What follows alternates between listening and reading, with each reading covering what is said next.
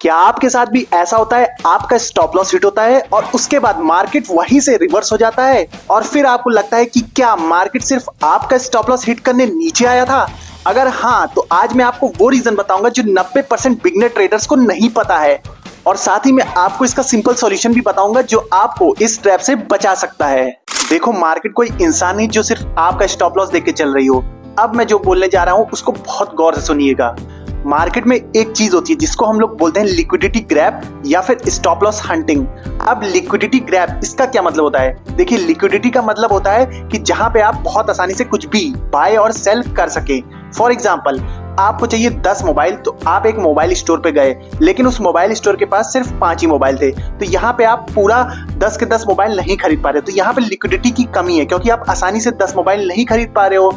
इसीलिए अब क्या करोगे, आप दूसरे मोबाइल स्टोर पे जाओगे, तब आपका पूरा ऑर्डर फुलफिल होगा। अब यही सेम चीज मार्केट में भी अप्लाई होती है। अब देखिए स्क्रीन पे, यहाँ पे मार्केट समझिए यहाँ पे सपोर्ट के पास आ चुका है। यहाँ पे आप बाय करके बैठ गए हो और अपना स्टॉप लॉस आपने कहाँ पे लगा लिया है? इस जगह पे आपने अपना स्टॉप लॉस लगा लिया है और आप यहाँ पे एंटर कर लेते हो। ठीक है, यहाँ पे आपकी एंट्री हो जाती है, यहाँ पे आपका एसएल।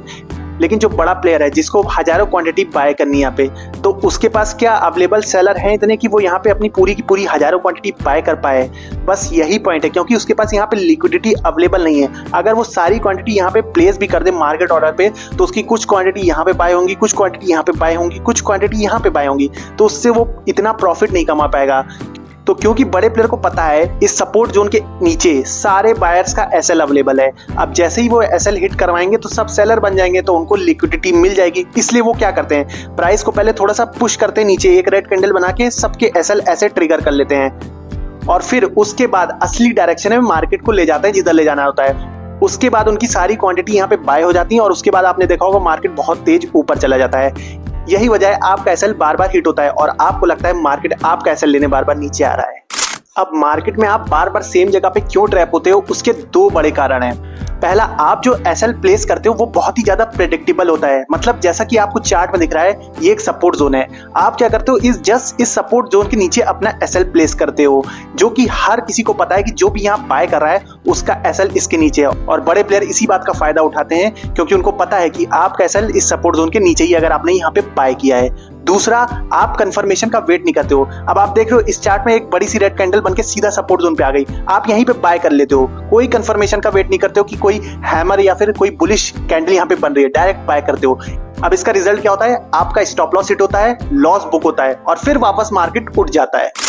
अब आपको इस ट्रैप से बचना कैसे, इसका सिंपल सा सॉल्यूशन है। देखो, आपको अपना स्टॉप लॉस है वो बहुत ही ज्यादा प्रेडिक्टेबल नहीं रखना है। जहां पे हर कोई अपना एसएल लगा रहा है वहां पे नहीं लगाना है।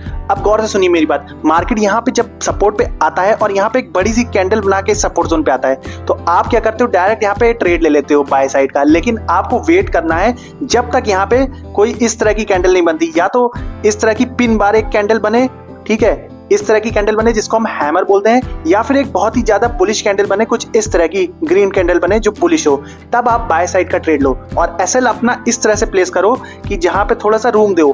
आप क्या करते हो, एसएल एकदम इस लेवल के नीचे रख देते हो, ठीक है, आप थोड़ा सा स्पेस दो एसएल को, ताकि अगर फॉल्स ब्रेकआउट हो तो आपका एसएल नाइट हो। दूसरा, अगर मार्केट यहाँ पे कोई भी ऐसी पिन बार कैंडल या फिर बुलिश कैंडल नहीं बनाता है और डायरेक्ट यहाँ पे नीचे आ जाता है, तो आपको अब यहाँ पे वेट करना है। अगर ये कैंडल सिर्फ स्टॉप लॉस हंट करने आई है सारे रिटेलर्स के, ठीक है, तो आपको बाय साइड का ट्रेड अभी नहीं लेना है। बाय साइड का ट्रेड कब लेना है, जब यहाँ पे एक ग्रीन कैंडल इस सपोर्ट जोन के फिर से ऊपर क्लोज कर दे, तब आपको यहाँ पे अपनी एंट्री बनानी है। तब यहाँ से प्राइस बहुत तेज ऊपर जा सकता है क्योंकि बड़े प्लेयर्स ने यहाँ पे हो सकता है अपनी सारी क्वांटिटी बाय कर लियो स्टॉप लॉस हंट करके।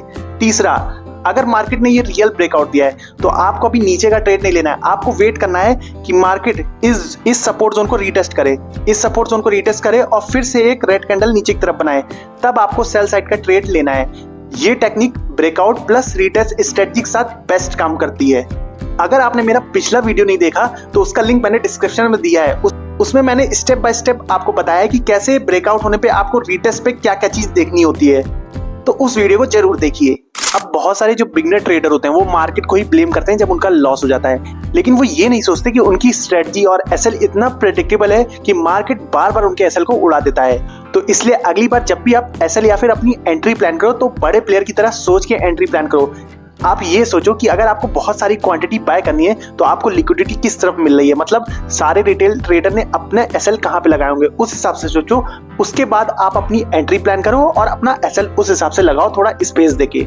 तो अगर आपको वीडियो से कुछ भी सीखने को मिला हो तो लाइक करिए, चैनल को सब्सक्राइब कर दीजिए और कमेंट में लिखिए no stop loss hunting now.